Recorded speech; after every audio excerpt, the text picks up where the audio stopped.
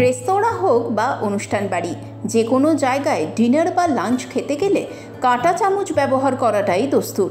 কিন্তু জানেন কি, খাবার টেবিলে থাকা প্লেটে কোন কায়দায় কাঁটা চামচ রাখবেন সেই কায়দাই বলে দেবে খাবার এবং অনুষ্ঠানের পরিবেশ আপনি আদৌ উপভোগ করলেন কি না।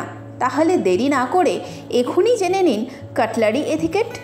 আপনি যদি এইভাবে আপনার কাটলারি রাখেন তবে এর অর্থ আপনি খাওয়া শুরু করতে চলেছেন। এর অর্থ আপনি কারোর সঙ্গে কথা বলছেন এবং খাওয়া বন্ধ করেছেন, অর্থাৎ খাওয়া দাওয়ায় সাময়িক বিরতি নিয়েছেন। আপনি যদি কাটলারিটি এইভাবে রাখেন তবে এর অর্থ আপনি পরবর্তী খাবারটি খেতে প্রস্তুত।